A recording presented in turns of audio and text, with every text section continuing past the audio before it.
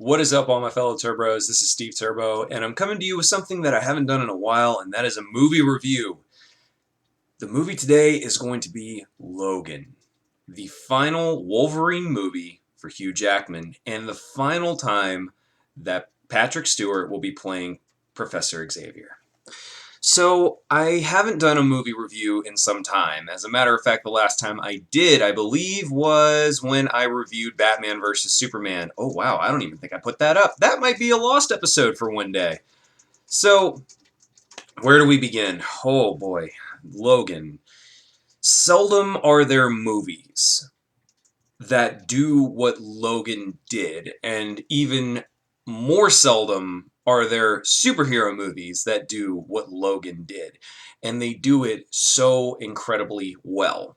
Now, in the past, the Wolverine movies have been, shall we say, awful, god awful to bearable, and I mean X-Men Origins being the awful one, and the Wolverine being bearable, and just barely bearable.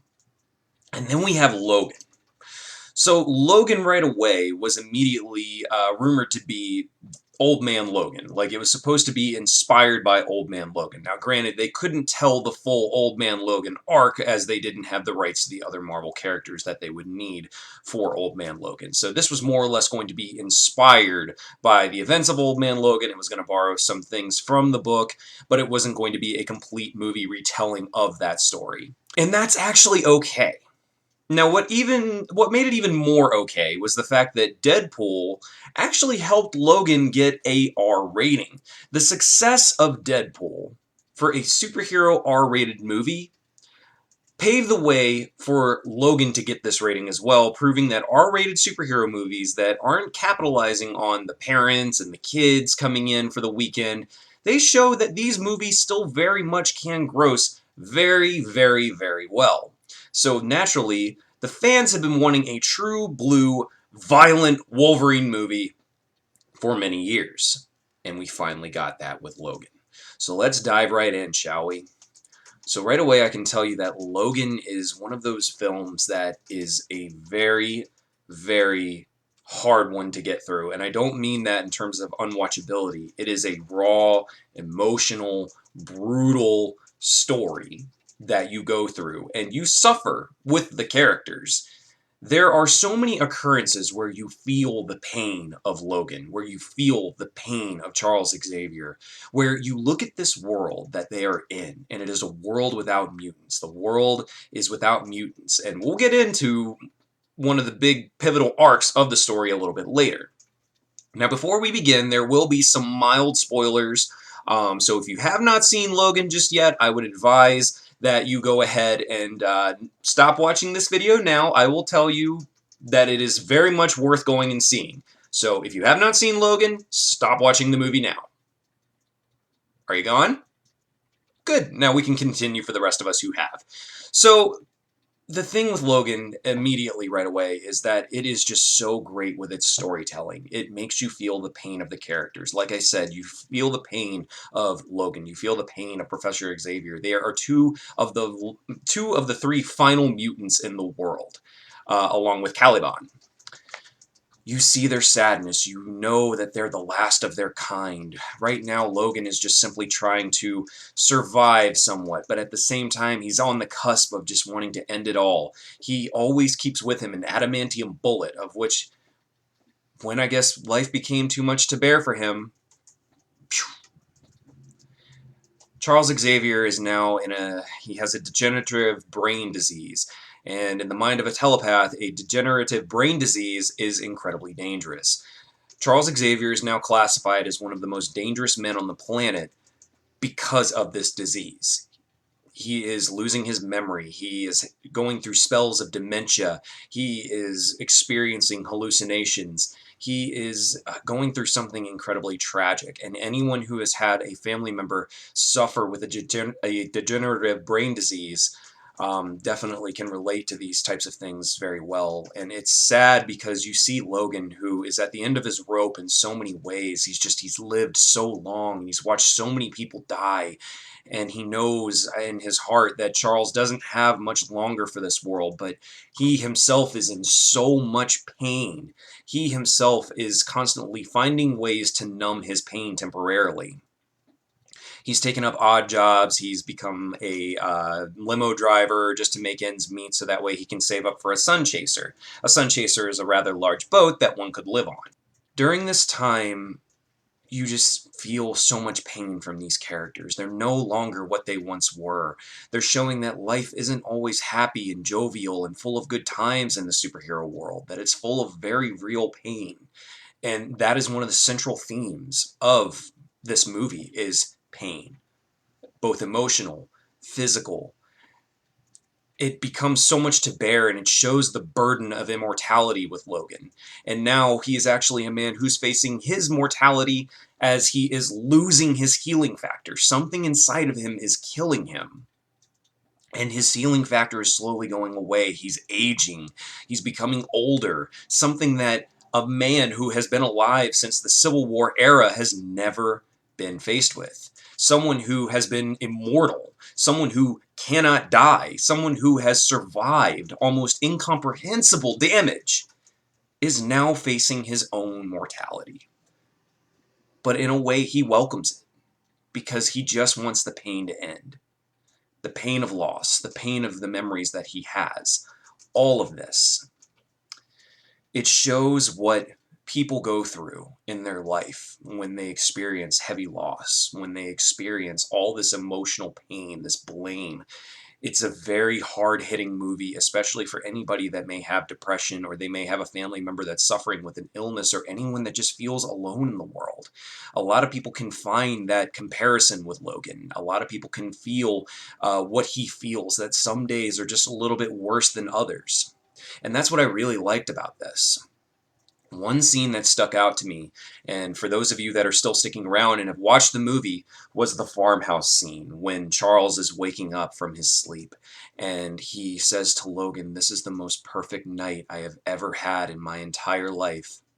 This is the most perfect night I have ever had in a long time, I guess I should say. But do I deserve it, Logan? After all that's happened, do I deserve to feel this again?" It shows that Professor X still feels an extreme amount of guilt, and you feel his pain. You feel it. It's so, this is a testament to Patrick Stewart and Hugh Jackman as a set of actors, how amazing they are at portraying that.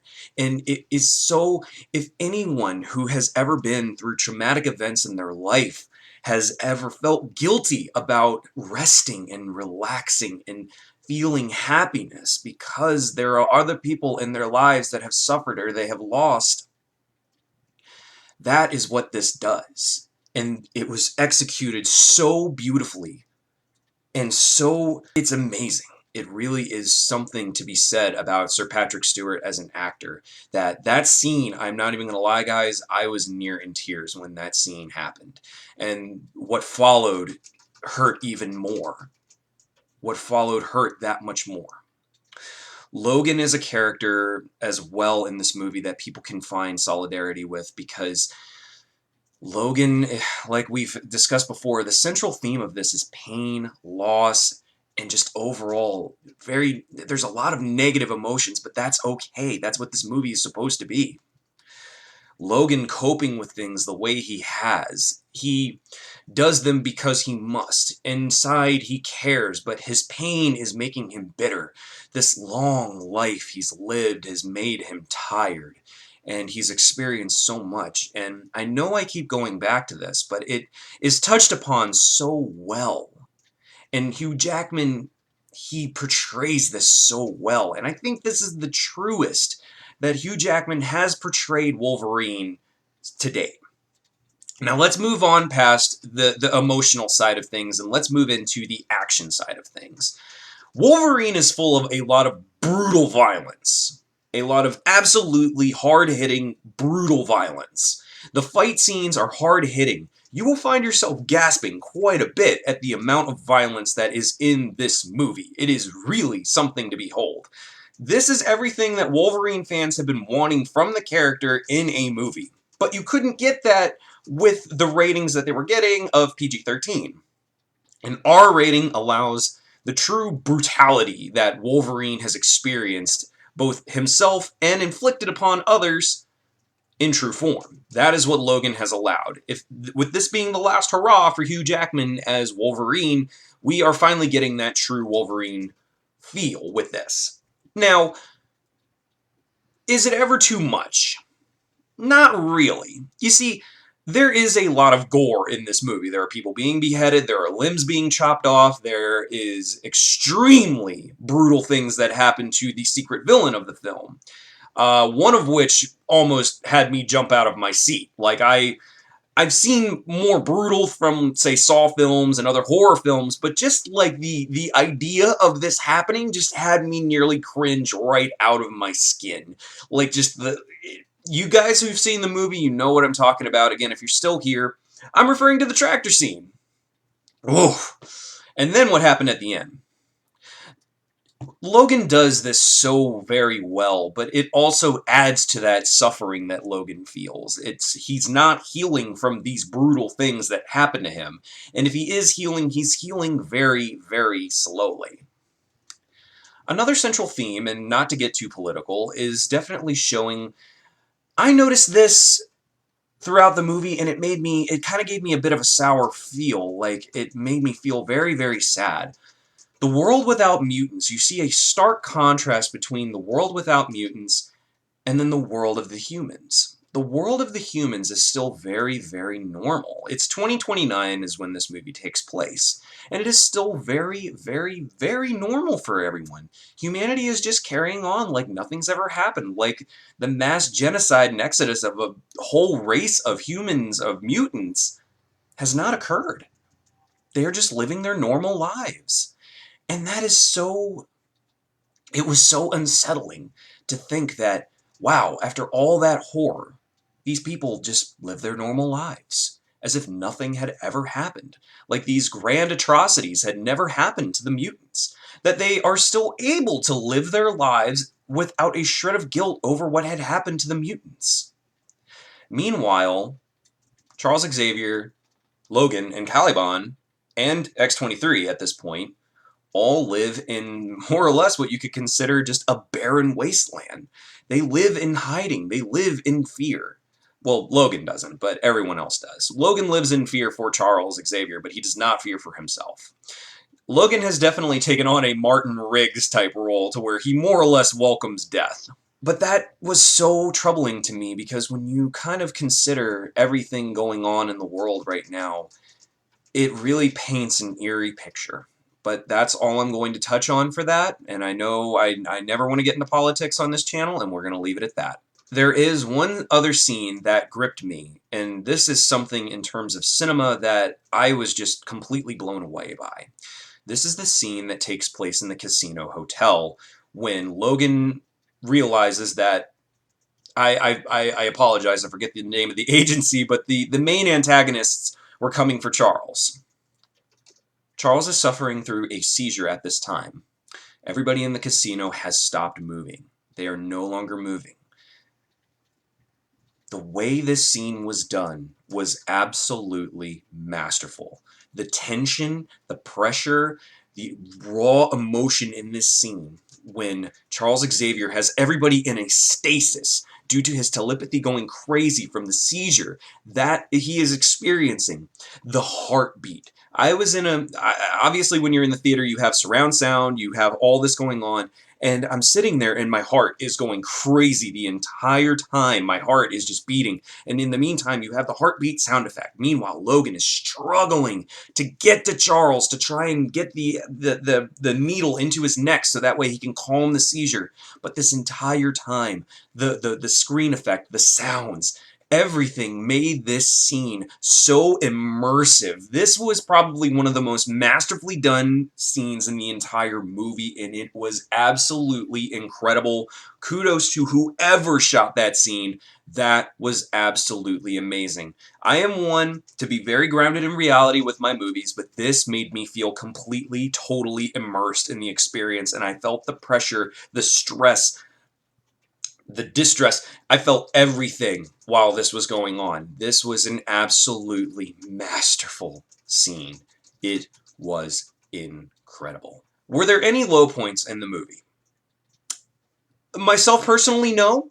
I do feel that with Professor Xavier, hearing him swear was a little out of character. I've never known Professor X to be a bit surly, but I mean, given his age in this movie, he's 90 years old in this movie, so naturally he's going to be a little surly. And honestly, I can't really think. The villains had a very good presence. You always kind of felt like, oh fuck, here they come again. Oh God, no, something awful is going to happen.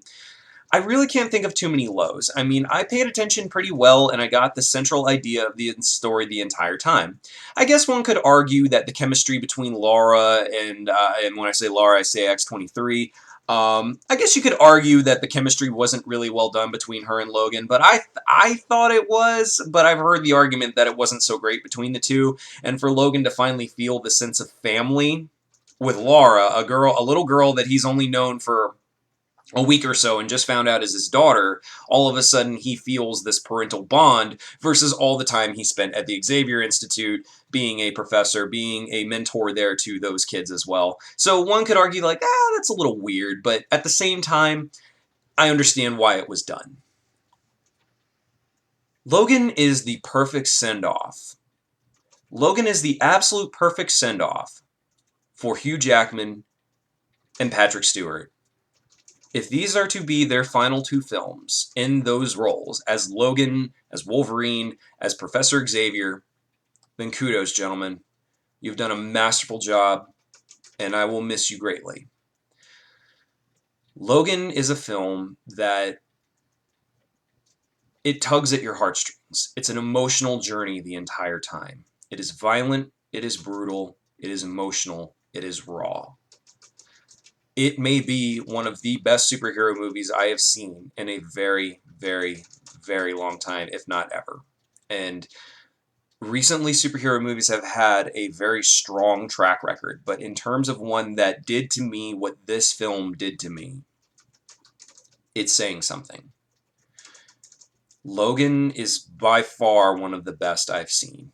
And I'm not just saying that. I've actually seen the film 2 or 3 days. I've had some time to let the starstruck, I've had time to shake that all off. And I still say it is one of the most masterfully done superhero films I've ever seen. And that is really saying something. I know I haven't touched very much on X-23, but the little girl who played her did an amazing job. She didn't speak very much until the very end, and even then, her voice, I mean, she's a little girl, so I can't sit there and say, her voice was grating. That's her voice. She's a little girl. I'm not going to say that, it was grating. But she did very well as a young X-23. She definitely had a lot of qualities of Logan. You could definitely get the idea that, hey, yeah, she's his daughter, and for all of us who have known X-23 for many, many years, the character, we know this is true to form with her. So she did a very good job. Caliban, I apologize, I'm not so great with actors' names sometimes, but the gentleman who played Caliban, great job. Nice little bit of sass brought to the fold. And the villains were, I feel, very strong. They definitely made you hate them. The payoff is so, so, so good. It's so, so good. Every scene of brutality, you're just like, fuck those guys. Fuck them. They deserve it. The villains were awful pieces of shit. They were awful. You have no reason to feel bad for them when all the terrible stuff that happens to them. They are awful human beings. They are really, truly monsters. So they do a good job of presenting the villains to be awful enough that you don't feel bad when their comeuppance comes. And that's saying something, because Marvel movies, genuinely, their antagonists aren't super duper strong. So it was kind of nice to see me hating the villains and be like, oh, once you get your shit, buddy, it's going to be so good. And it was. The payoff was very, very nice.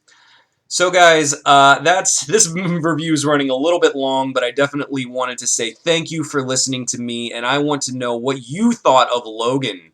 Let me know in the comment section below. If I had to give it a rating, it is going to be a 9 out of 10. Outstanding! Outstanding! Go see this movie now! Go see it now! It is so good, but honestly, it's probably going to be one of those films that takes you for such a ride that you're only going to want to see it once. It takes you for a ride, folks. Logan is a modern masterpiece when it comes to superhero films, and that is saying something in this strong generation of superhero films. Thank you all for watching this review. Make sure you subscribe to us here on Turbo Arcade. Make sure you like the video if you like me and all my ramblings. And stay tuned. We'll be trying to bring you some more good stuff here soon. Let's see. We got Guardians of the Galaxy Volume 2 coming down the pike. When we're talking about favorite superhero movies of mine, that's definitely one of them. So guys, thank you all for watching, and we will see you next time.